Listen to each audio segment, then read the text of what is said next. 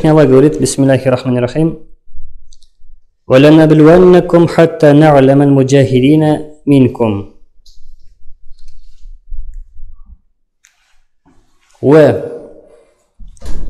Буква обычно идет как союз, но здесь он не переводится.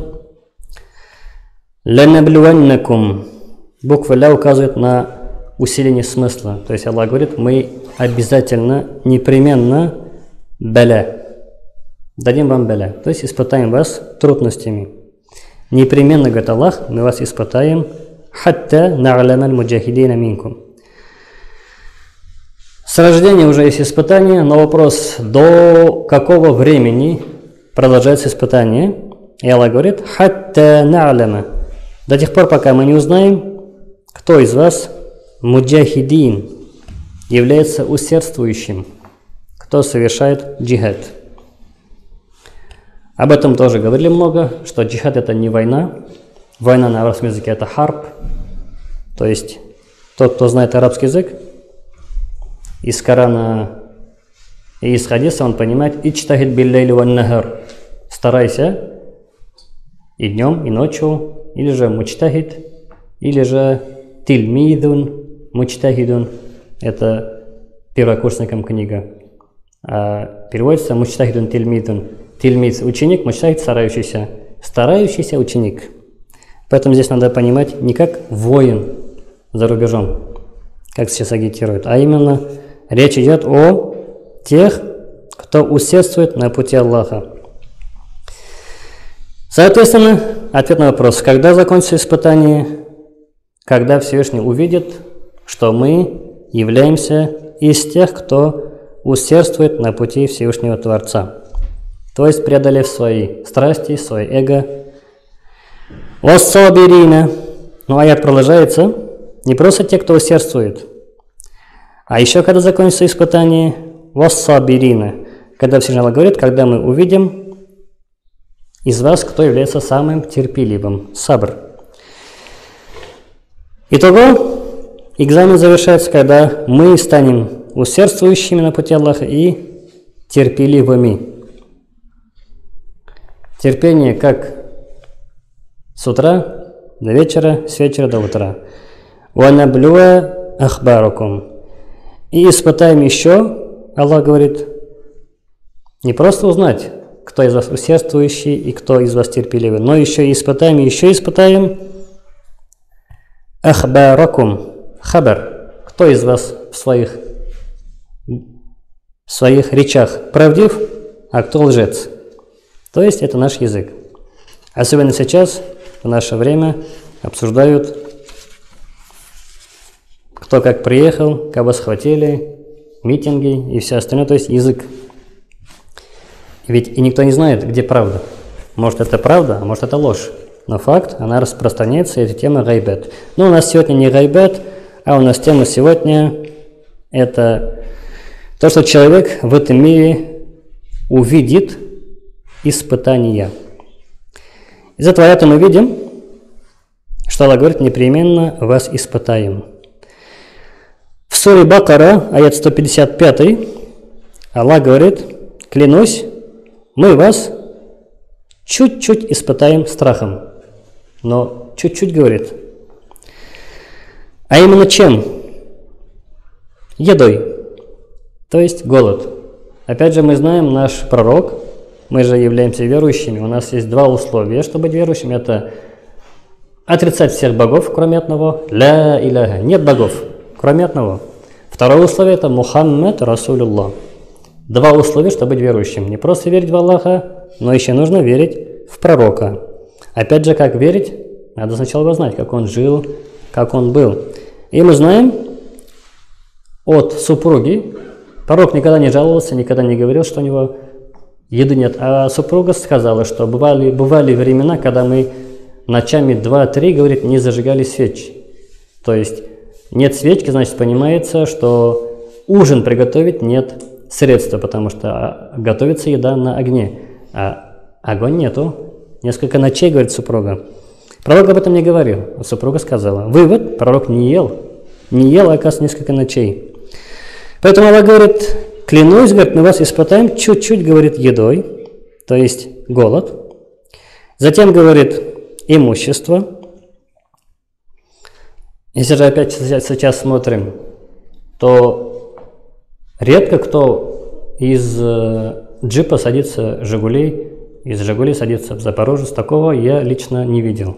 Может, есть, конечно, я вижу наоборот. Был «Москвич», я знаю у одного человека, потом он сел на «Renault Logan», потом он сел еще на выше. То есть вопрос, а испытание здесь идет или интересно? Да, идет. Но в какую сторону? В выгодную сторону он растет. Но это тоже испытание. То есть Всевышний испытывает не только бедностью, но и богатством. Для этого у нас есть пример, как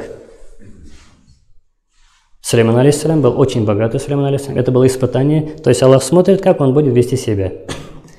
На вопрос, который задают, почему же Аллах нас испытывает? Ответ, чтобы посмотреть, как он будет вести себя после изменения его окружения, его состояния, его кармана. И Сулейман алейхиссалям, зная, что он очень богат, он оставался верующим, и он не говорил, власть, богатство меня отвлекает от намаза. Он читал намаз. Сейчас же смотрим на богатых, они говорят, нет времени, я бизнесмен. Очень цивильный бизнесмен, и нет времени молиться. А что же касается бедных, то сам бедный был пророк Иса, алейхиссалям, Иисус. Самый бедный был пророк, поэтому он пешком ходил. Не было транспорта, пешком ходил, поэтому называется Масих. А слово ходящий, многоходящий. Два перевода – это масих делать и ходить. Два смысла, и оба верны. Он много ходил пешком и делал масих, и исцелял больных, и оживлял мертвых. Опять же, смотрим, стал ли он воровать? Нет. Нет, он не стал воровать. А стал ли он говорить, что надо больше работать, потому что на намаз я от намаза не ем, хлеба нет от намаза. Но нет, он намаз продолжал совершать. Плюс он к этому преподавал религию. А мы знаем, у нас на рынке иногда хафизы продают. Да? Хафиз Корана работает где? На рынке. Обидно как-то хафиз Корана на рынке. Хоть бы вечером преподавал бы кому-то, соседу хотя бы Коран. Зачем выучил хафиз? Это же ответственность. А отец радуется, да, сын хафиз, мне дадут корону в суд дней. Конечно, это приятно. Выгодно. Сын выучил, а отцу корона. И вот Аллах что говорит дальше в суре Бакара. Мы вас испытаем чуть-чуть страхом, чуть-чуть голодом, имуществом и жан. То есть душа. Особенно этот год известен, что многие умирают. Вот у нас ушел из этого мира преподаватель 34 года, араб из Египта. 34 было. Ушел, все. Но, альхамдулилля, намаз читал. Плюс он преподавал ислам. Хотя из Египта, да, пришел сюда. Он преподавал. Он не пошел на рынок работать. Он у нас преподавал. Альхамдулилля, считается на пути Всевышнего Творца. Муджахид. И Всевышний Аллах говорит, и кто из перечисленных, которые это страх, это голод, это имущество, это жизнь, кто будет терпеть, Аллах говорит, для них есть большая награда. Награда как в этом мире, в мире вечном. В этом мире Аллах тоже награждает.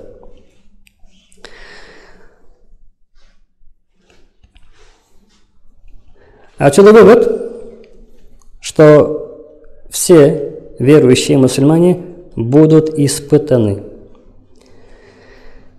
В первую очередь Аллах говорит, это страх.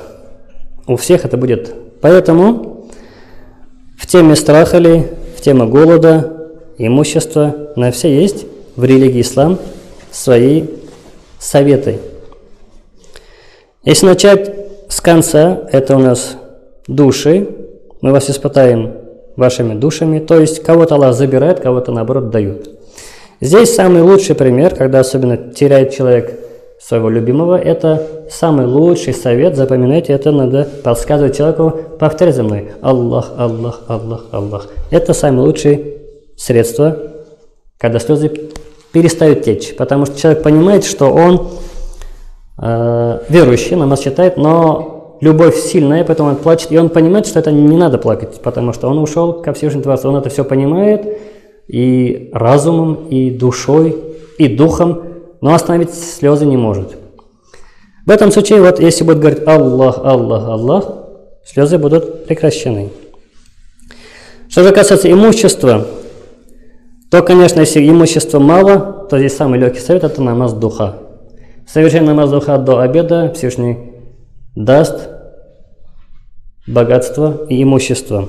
Потому что в изречении говорится, что от намаза духа 70 частей уже в этом мире Всевышний дает. 30 только в том мире.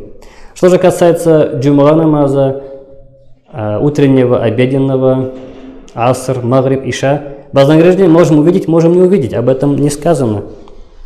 Но во время намаза духа есть изречение, где говорится, что вознаграждение уже в этом мире Аллах дает. А в виде чего? Конечно, в виде имущества. Ведь нам нужны имущество, всем нужны деньги. Деньги – это средства покупки еды. Ведь еда же не падает. И, соответственно, голод и страх. То есть, совершая намаз духа, эти все темы, они сами по себе уходят. И также есть хадис, где вначале мы читали, пророк говорит: «Манибтулия мин хадихил банат», кто будет испытан девочками.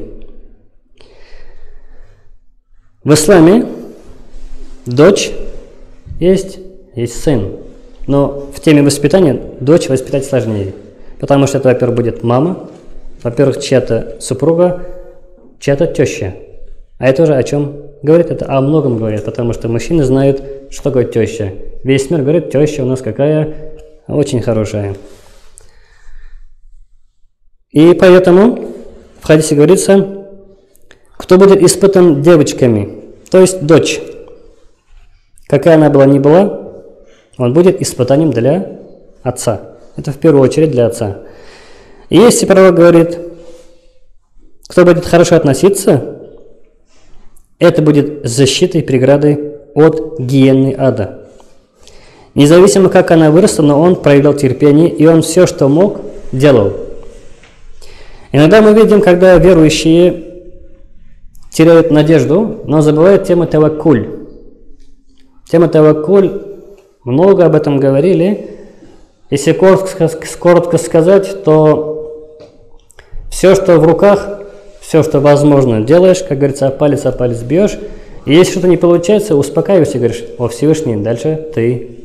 Здесь уже обгонять Всевышнего нельзя. То есть я вот не смог воспитать, я вот не смог супругу, дочерей, или же другое возьми дело в этом мире, не смог. И человек себя начинает грызть. Это нельзя в исламе. Здесь надо говорить: все, здесь точка, все, что я хотел, сделал, все, что я мог, сделал. Дальше у меня сил нет.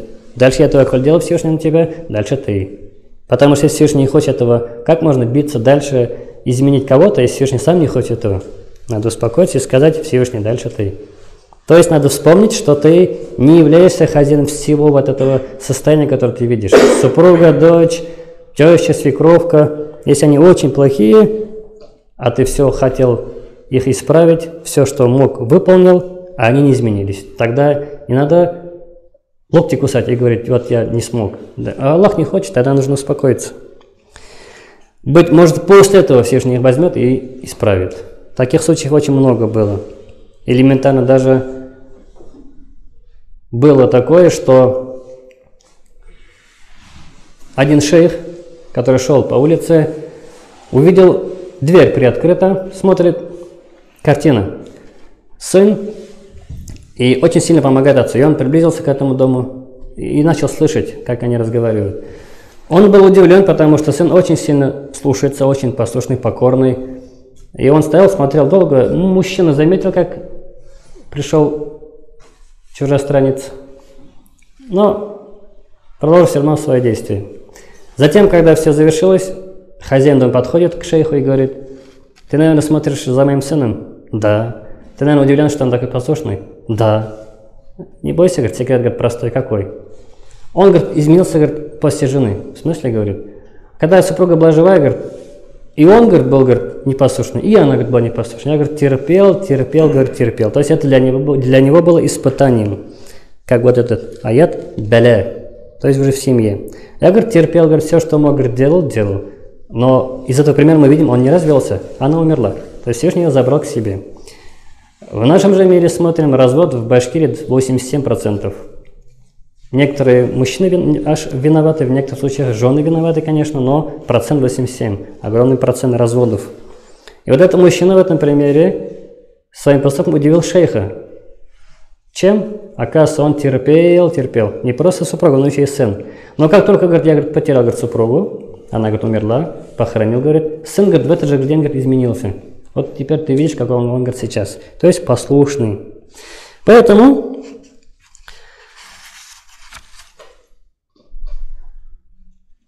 есть хадис, это сподвижник Абу Саид аль-Худри, радиаллаху, говорит, однажды, говорит, пришел к пророку. Пророк был в состоянии болезни, то есть лежал, говорит, решил, говорит, навестить посланника Аллаха, саллаллаху алейхи вассалям. Мы знаем, что если человек болеет, нужно его навещать. И вот он пришел. Затем, говорит, поставил руку, говорит, на то, чем он был прикрыт, и я почувствовал, говорит, жар. То есть рука у него горела. И сказал, о, посланник Аллаха, говорит, Саид аль-Худри, очень, говорит, мощный, говорит, жар. Пророк говорит, мы пророки такие. Для нас, для пророков, много-много уровней приходит беды, но и много-много уровней приходит саваб, то есть вознаграждение.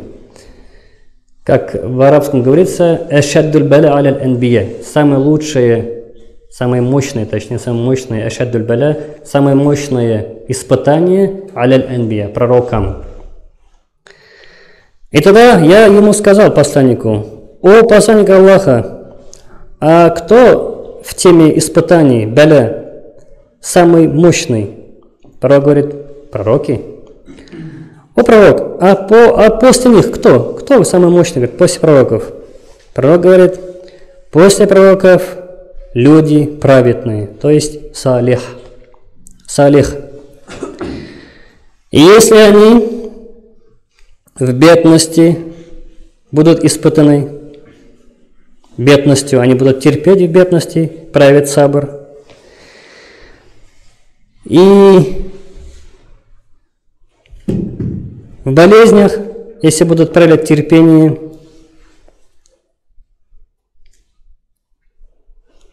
они будут, говорит, после пророков, чуть-чуть только ниже, говорит, то есть уровень чуть ниже пророков. А мы знаем, есть рай 8 уровней, и 8 уровень называется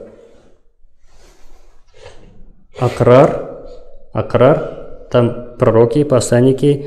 И есть шанс тем, которые именно испытаны бедностью, но проявили терпение, и тем, кто испытаны болезнью, но проявили терпение, относились к этому как испытание от Аллаха, они будут чуть ниже пророков, то есть, возможно, и 8, а возможно, 7. Пусть Всевышний огородит нас от испытаний, потому что испытания пройти очень сложно. Поэтому мы не делаем дуа, о Всевышний, дай мне терпение. Мы говорим как? О Всевышний, не создавай причины, которые требуют, чтобы я терпел.